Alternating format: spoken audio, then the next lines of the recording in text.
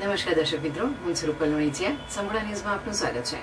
પાલનપુર શહેર પોલીસે મહિલા સુરક્ષા અને તેમના અધિકારો અંગે જાગૃતિ લાવવા માટે એક વિશેષ અભિયાન શરૂ કર્યું છે. બનાસકાંઠા જિલ્લામાં આ પહેલ હાથ ધરવામાં આવી છે. પાલનપુર પશ્ચિમ પોલીસે શહેરના સૂરમંદિર થિયેટરમાં 3 જુદી જુદી વિડીયો ક્લિપ દર્શાવી હતી. આ ક્લિપ દ્વારા મહિલાઓ પર થતા અત્યાચાર વિરુદ્ધ લોકોમાં જાગૃતિ ફેલાવવાનો પ્રયાસ કરવામાં આવ્યો હતો. આ વિડીયો ક્લિપ્સમાં ગુજરાતમાં બનેલા વાસ્તવિક કિસ્સાઓને AI વિડીયો દ્વારા રજૂ કરવામાં આવ્યા હતા, જેમાં દર્શાવવામાં આવ્યું હતું કે કેવી રીતે પોલીસે મહિલાઓ પર થયેલા અત્યાચારોના આરોપીઓને ગણતરીના દિવસોમાં ઝડપી પાડીને સજા અપાવી હતી.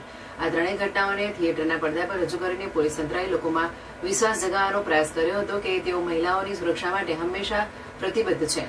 પોલીસે બહેનો અને દીકરીઓને ડર્યા વિના કોઈ પીછો કરે તો ત્વરિત જ 112 અથવા 181 અભયમ હેલ્પલાઇન પર જાણ કરવા અપીલ કરી હતી. વધુમાં પોલીસે જાહેર જનતાને પણ અપીલ કરી છે કે જો કોઈ દીકરી કે માતાની મદદની જરૂર હોય તો માત્ર વિડીયો ઉતારવાને બદલે મદદ માટે આગળ આવે.